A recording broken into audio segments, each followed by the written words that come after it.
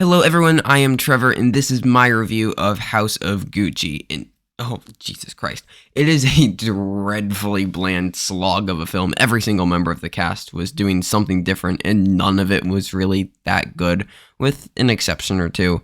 House of Gucci is directed by Ridley Scott. It was actually supposed to be directed by Wong Kar-wai.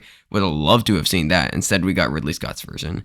And this was the second movie of the year following The Last Duel. I think it's safe to say that both were disappointments, at least to me.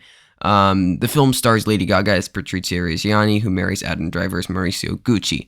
The supporting cast is rounded out by Jared Leto, who gives one of the worst performances of the year. Al Pacino is also in this, so is Jeremy Irons and Salma Hayek.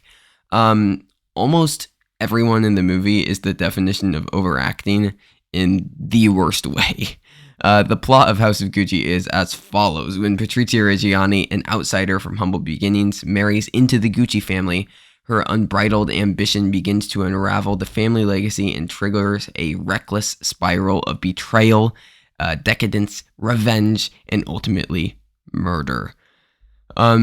So I must admit, my theater experience was not great. There were 3 people in the theater, 1 person left, nobody was having it. But it's kind of deserved because this movie is the epitome of the opposite of fun.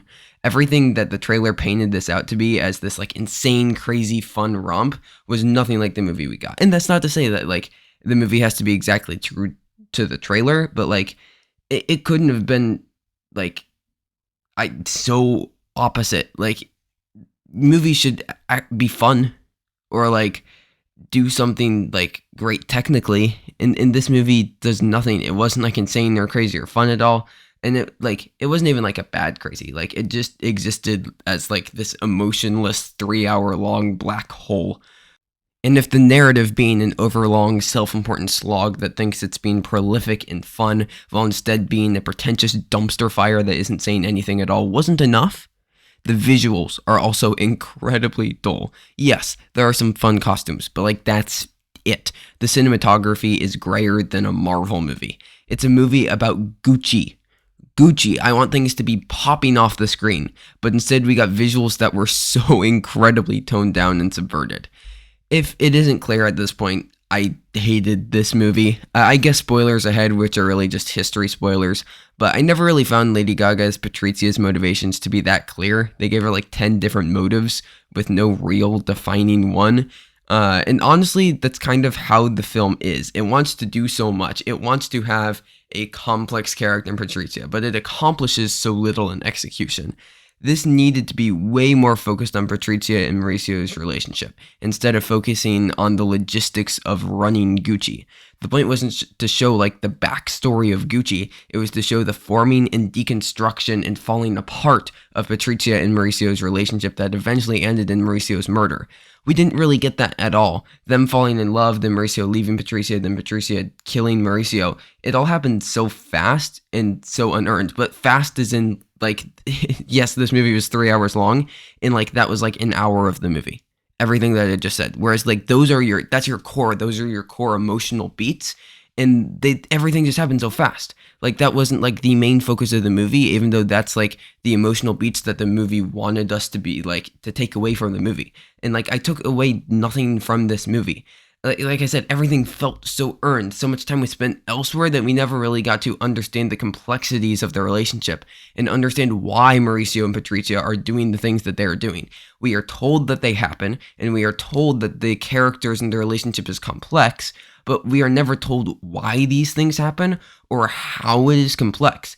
The result is a completely shallow movie lacking in anything. It's completely deficient in anything. House of Gucci it's not great. There are some things to appreciate. I will admit, the costumes are pretty fun.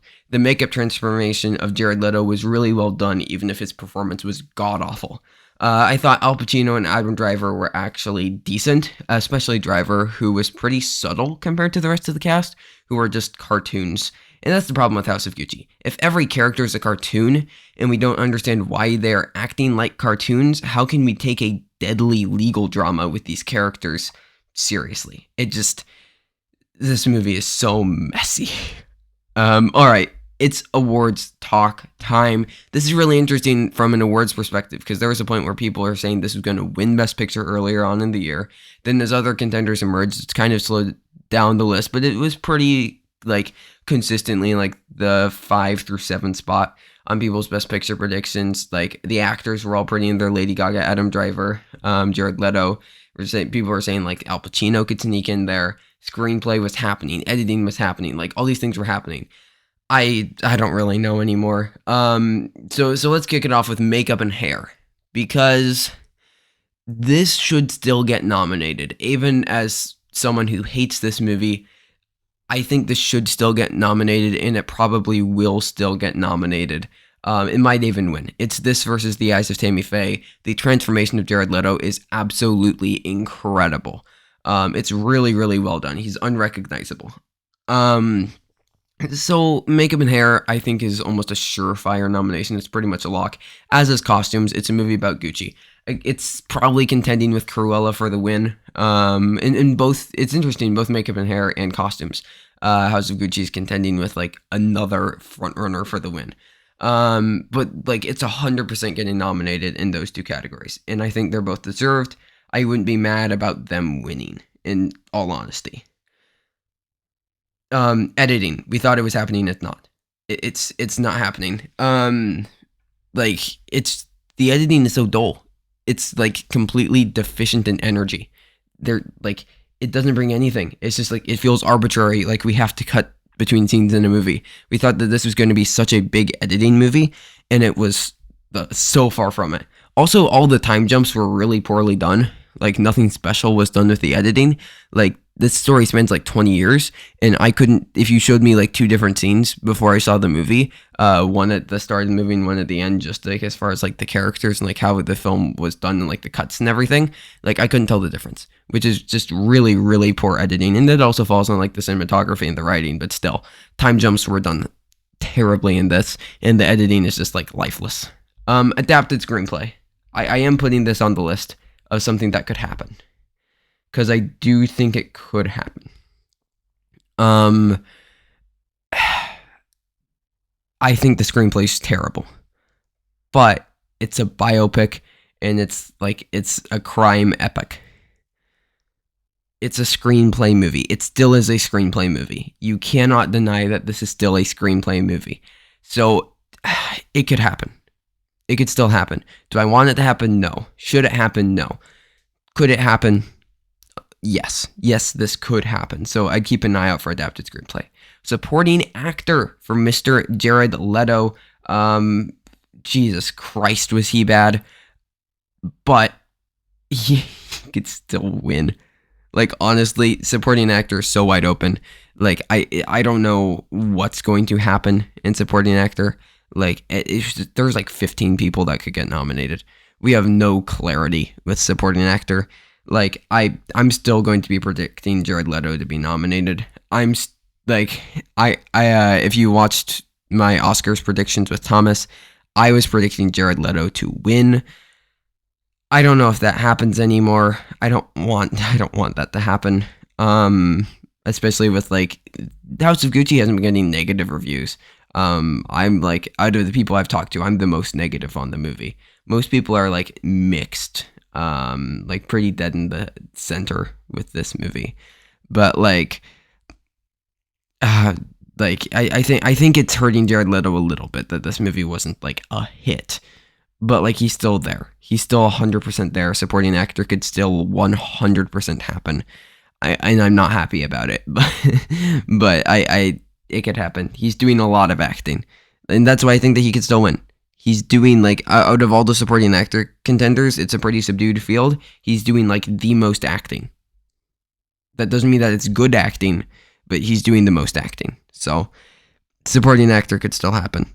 Jeez, I'll cry. Best actress for Lady Gaga.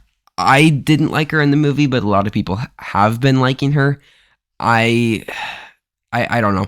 I felt that she was like almost on par with Jared Leto as far as being like over the top and crazy and just a absolute like cartoon. But I think she could still get in. Best actress is starting to become pretty stacked. this year. But like, I think she's still a pretty solid number 3 or number 4. I mean, we know Jessica Chastain and Kristen Stewart are the top 2. After that, like, it's pretty wide open. You have Jennifer Hudson, you have Frances McDormand, you have Penelope Cruz, you have Nicole Kidman now, who's making a surge. So I'd probably put Lady Gaga at number 4 now, but I still think that she could happen. It's the type of performance that the Oscars like, and also the Oscars just, they like Lady Gaga. So I think she still gets in.